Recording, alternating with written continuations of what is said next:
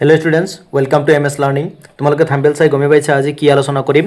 এইটো চেপ্টাৰৰ হ'ল ক্লাছ 10ৰ গণিত ছাবজেক্টটোৰ চেপ্টাৰ নম্বৰ 2 বহুপদ। এইটো চেপ্টাৰৰ আজি সূত্ৰবিলাক আৰু ইয়াৰ বেছিক মানে যিখিনি বস্তু শিকিলে তোমালোকে অতি সোনকালে চেপ্টাৰটো বুজি পাবা, সেইবিলাকৰ বিষয়ে আজি আলোচনা কৰিম। গতিকে দেৰি নকৰি তোমালোকে চোৱা। আৰু এটা কথা মনত ৰাখিবা, যদি সূত্ৰবিলাক ভালকৈ নাজানা বা সূত্ৰবিলাকৰ ব্যৱহাৰ নাজানা, বুজি নোপোৱা, কিছুমানতো সূত্ৰবিলাক পঢ়িবও নোৱাৰে। যদি তেনেকৈ নাজানা এইবিলাক, তেনেহ'লে তোমালোকে অংকবিলাক বা সেইটো চেপ্টাৰৰ যিবিলাক অংক থাকে সেইবিলাক সূত্ৰৰ ওপৰত ভিত্তি কৰি সেইবিলাক অংক তুমি বুজি নাপাবা। কি হ'ব, তোমাৰ এনেকুৱা লাগিব যে মানে অংকবিলাক বহুত হাৰ্ড হয়, এনেকুৱা অনুভৱ হ'ব। গতিকে তুমি যদি সূত্ৰবিলাকৰ এপ্লাই আৰু সূত্ৰবিলাক ভালকৈ জানি লোৱা, তেনেহ'লে অংকবিলাক তুমি অতি সহজতে বুজি পাবা। ঠিক আছে, গতিকে এতিয়া আমি আৰম্ভ কৰোঁ। চোৱা, বহুপদ মানে কি? বহুপদ মানে ক'বলৈ হ'লে যিকোনো এটা ধৰি লোৱা এক্স, এইটো এটা বহুপদ হ'ব। ৱাই বহুপদ হ'ব। x+2 এইটো এটা বহুপদ হ'ব। আৰু এইবিলাক কি আছে, বহুপদৰ বহুতো ভাগ আছে, তিনিটা ভাগ আছে, বিশেষকৈ তিনিটা ভাগ এইটো চেপ্টাৰত ব্যৱহাৰ হয়। এটা হ'ল ৰৈখিক বহুপদ, আৰু এটা হ'ল দ্বিঘাত বহুপদ, আৰু এটা হ'ল ত্ৰিঘাত বহুপদ। যদি কোনো এটা বহুপদৰ যিটো পাৱাৰ বা ঘাতটো যদি কি হয়, মাত্ৰাটো কি হয়, যদি 1 হৈ যায়, তেনেহ'লে এইটো কি হ'ব, ৰৈখিক বহুপদ। উদাহৰণ হিচাপে ধৰি লোৱা 2x+1, এইটো কি, চলকটোৰ পাৱাৰ কিমান, 1, গতিকে এইটো কি, ৰৈখিক বহুপদ। এইবিলাক তোমালোকে জানাই। তাৰপিছত চোৱা, যদি এনেকুৱা হয় 2x² + 1, এইটো হ'ব দ্বিঘাত। 2x³ + 1, এইটো হ'ব ত্ৰিঘাত। গতিকে বুজি পালা যে আমি শ্বৰ্টকাট হিচাপত কেনেকৈ গম পাম, যদি এটা বহুপদত যদি পাৱাৰটো কি হয়, 1 থাকে, হায়েষ্ট পাৱাৰ যদি 1 থাকে, তেনেহ'লে এইটো ৰৈখিক। হায়েষ্ট পাৱাৰ যদি 2 থাকে, তেনেহ'লে এইটো কি হ'ব, দ্বিঘাত বহুপদ। তাৰপিছত যদি হায়েষ্ট পাৱাৰ 3 থাকে, তেনেহ'লে ত্ৰিঘাত বহুপদ হ'ব। ঠিক আছে,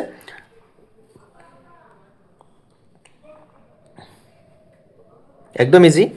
তাৰপিছত চোৱা, এইটো বহুপদৰ ওপৰত ভিত্তি কৰি বহুকেইটা ফৰ্মুলাও আছে, আৰু এইটো চেপ্টাৰত বহুকেইটা ফৰ্মুলাও আছে। সেইবিলাক ফৰ্মুলা আজি আলোচনা কৰিম। চোৱা, ফৰ্মুলাকেইটা আছিল, প্ৰথম ফৰ্মুলাটো আছিল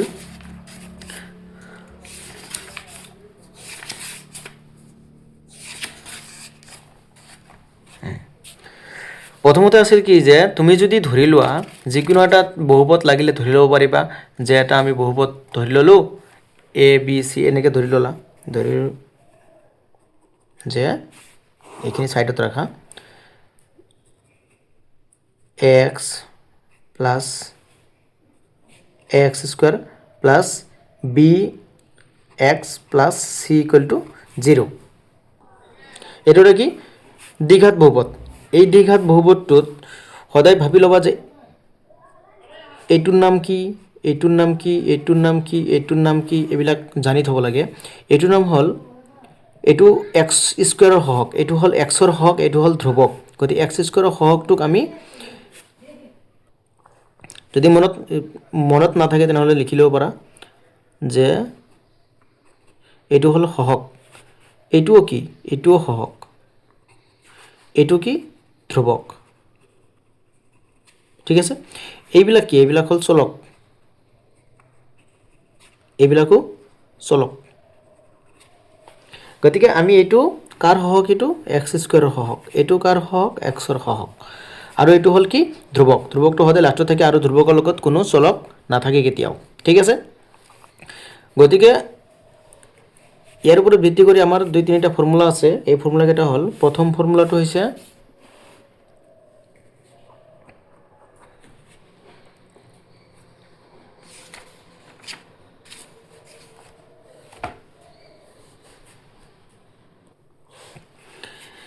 ধৰি লওঁ, আমি যদি ধৰি লওঁ এইটো বহুপদৰ দুটা শূন্য, লেট দুটা শূন্য আলফা আৰু বিটা। এইটো এটা নাম হ'ল আলফা, এটাৰ নাম হ'ল বিটা। তোমালোকে লাগিলে লিখি থ'ব পাৰিবা, আলফা আৰু বিটা।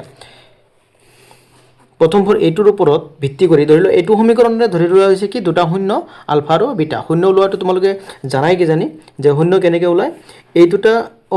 এই সমীকৰণটো আমি ভাঙি কিনে যিটো x-ৰ ভেলু ওলায়, ধৰি লোৱা x-ৰ ভেলু ওলাইছে, ইয়াৰ দ্বিঘাত সমীকৰণ মানে কি, দুটা x-ৰ ভেলু ওলাব। দুটা x-ৰ ভেলু ওলালে মানে কি, এটা 1 হ'লে এটা 2 হ'ব, এটা 3, 4 কিবা কিবি ওলাব, আৰু মানে সমানে ওলাব পাৰে। মুঠতে দুটা ওলাব। এই দুটা ওলালে এটা আলফা আৰু এটা আমি বিটা বুলি ধৰি ল'ম। ইয়াৰ প্ৰথম সূত্ৰটো আমি লিখি দি আছোঁ, এইটো বহুত ইম্পৰ্টেণ্ট। দ্বিঘাত সমীকৰণ ওলোৱাৰ সময়ত আমি কেনেকৈ ওলাম? দ্বিঘাত সমীকৰণৰ সূত্ৰ x square minus alpha plus beta x plus alpha into beta equal to 0। এইটো এটা ফৰ্মুলা। এইটো বহুত ইম্পৰ্টেণ্ট হয়। এইটো কেতিয়া ওলাম আমি? যেতিয়া আমি এটা দ্বিঘাত সমীকৰণ ওলাম। দ্বিঘাত সমীকৰণ ওলোৱাৰ সময়ত বা বহুপদ ওলোৱাৰ সময়ত এইটো সূত্ৰ আমি ব্যৱহাৰ কৰিম। প্ৰথমতে এটা সমীকৰণ দিয়া থাকিব, এই সমীকৰণ দিয়া থাকিব এনেকুৱা টাইপৰ দ্বিঘাত সমীকৰণ, আৰু এইটো ভাঙি কিনে আমি আলফা আৰু বিটা ওলাই কিনে এইটোত কৰি দিম। ঠিক আছে, এতিয়া চোৱা, এইটো যেতিয়া আমি এপ্লাই কৰিম, এপ্লাই কৰাৰ সময়ত যিবিলাক অংক আছে ইয়াৰ ভিতৰত এইবিলাক কৰাৰ সময়ত যেতিয়া আমি এপ্লাই কৰিম তেতিয়া আৰু বেছি ভালকৈ বুজি পাবা। গতিকে এইবিলাকৰ এপ্লাই চোৱাৰ কাৰণে বা অংকবিলাকৰ কাৰণে তুমি চেনেলটো ছাবস্ক্ৰাইব কৰি ৰাখিবা।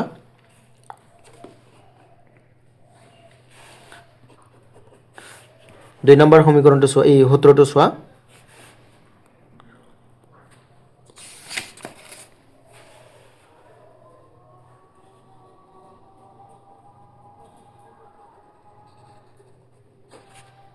শূন্য দুটা কোনটো? আলফা আৰু বিটা। শূন্য দুটাৰ সমষ্টি বা যোগফল।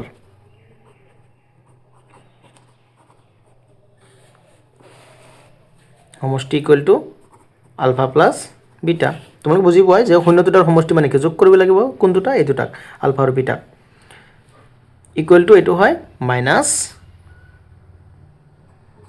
বি বাই এ। আৰু এই মাইনাছ বি বাই এ মানে কি? বি হ'ল কি? বি আমি লিখি দিছোঁ ওপৰতে যে বি হ'ল এক্সৰ সহগ আৰু এ হ'ল এক্স স্কুৱাৰৰ সহগ। গতিকে আমি ইয়াত কি লিখিব পাৰিম? মাইনাছ এক্সৰ সহগ আৰু এইটো হ'ল এক্স স্কুৱাৰৰ সহগ। তাৰপিছত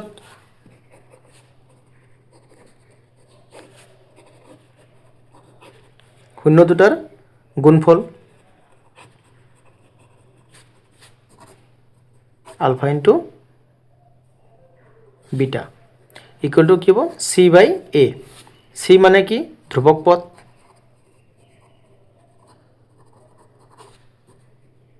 আৰু এ মানেতো এক্স স্কুৱাৰ সহগ। এইবিলাক দিয়া হৈছে মানে কি? বস্তুবিলাক তুমি বুজি পোৱাৰ কাৰণে। মেইন সূত্ৰ হ'ল এইখিনি মনত ৰাখিবা বেছিকৈ। এইটো সূত্ৰ হয় বেছি ইউজ হ'ব। এইবিলাক হ'ল এইটোৰ অৰ্থ, তাৰমানে এইখিনিৰ অৰ্থ।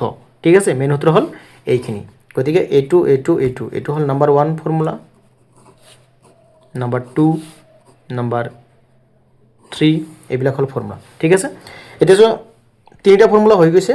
এতিয়া আমাৰ আৰু এটা ফৰ্মুলা আছে, যিটো হ'ল, এইটো আচলতে ব্যৱহাৰ নহয়, তথাপিও দৰকাৰ আছে।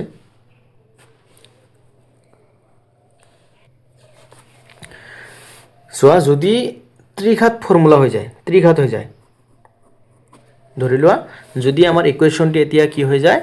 ত্ৰিঘাত হৈ যায়। এনেকৈ a x cube plus b x square plus c x plus d equal to 0 হৈ যায়।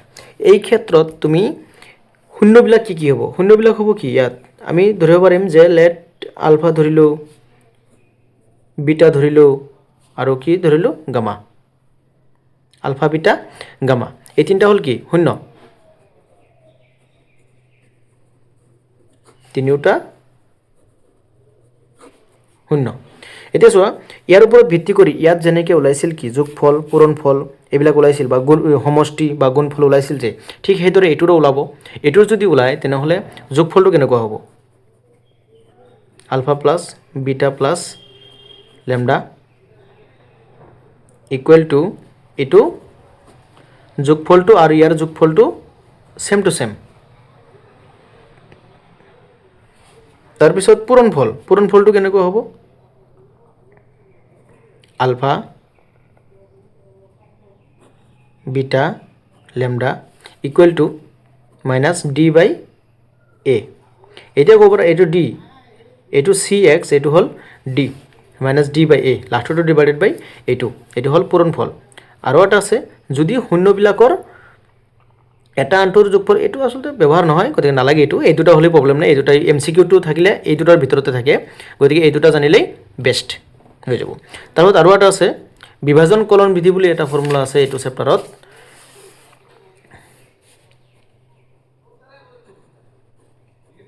বিভাজন কলন বিধি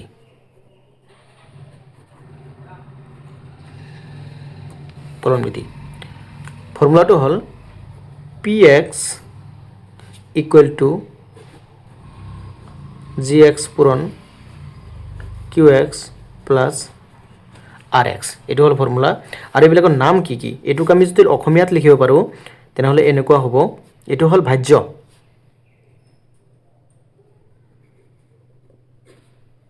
ভাজ্য ভাজক পূৰণ ভাগফল যোগ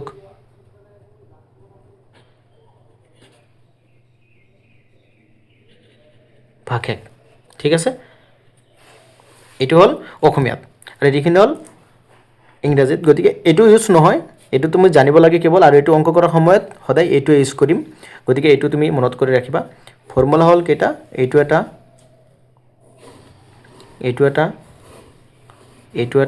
এইবিলাক হ'ল ফৰ্মুলা এটা দুটা তিনিটা চাৰিটা পাঁচটা ছয়টা এইকেইটা হ'ল এইটো চেপ্টাৰৰ ফৰ্মুলা গতিকে এইটো চেপ্টাৰৰ যিখিনি এই ফৰ্মুলা তোমাক দিয়া হ'ল এই চেপ্টাৰখিনিৰ বাবে এইকেইটা ফৰ্মুলাই মুখস্থ কৰিলে তুমি চেপ্টাৰটো অতি সহজতে বুজি পাবা চেপ্টাৰটো কৰাৰ সময়ত বা চেপ্টাৰটোৰ যিখিনি মূল বস্তু আছে সেইখিনি অতি সহজতে বুজি পাবা ইয়াত অলপ কাটাকাটি হৈছে ঠিকে তোমালোকে এনেকৈ নাৰাখিবা বঢ়িয়াকৈ বস্তুটো মই বুজাই দিলোঁহে কেৱল বঢ়িয়াকৈ বস্তুটো তুমি এটা পেজত বা এইটো চেপ্টাৰ আৰম্ভ কৰাৰ আগতে তুমি কি কৰিবা প্ৰথম পেজত এই ফৰ্মুলাখিনি লিখি ল'বা আৰু এইখিনি মুখস্থ কৰি ল'বা এনেকৈ যাতে তুমি অংক কৰাৰ সময়ত একো তোমাৰ ভুল ত্ৰুটি নহয় অতি সোনকালে বুজি পোৱা আৰু ইয়াৰ পিছত তোমালোকে এইটো চেপ্টাৰৰ ভিডিঅ'বিলাক পায়ে থাকিবা সেইকাৰণে তুমি যদি সূত্ৰবিলাক বুজি পাইছা আৰু যদি ভাল লাগে তেনেহ'লে চেনেলটো ছাবস্ক্ৰাইব কৰি ৰাখিবা যাতে নেক্সট ভিডিঅ'বিলাক পাই যোৱা আৰু এইটো চেনেলত আৰু আগতো ভিডিঅ' আপলোড কৰি দিয়া আছে তোমালোকে চাব পাৰা চাই কিনে তুমি নিজকে মানে ৰিকগনাইজ কৰিব পাৰা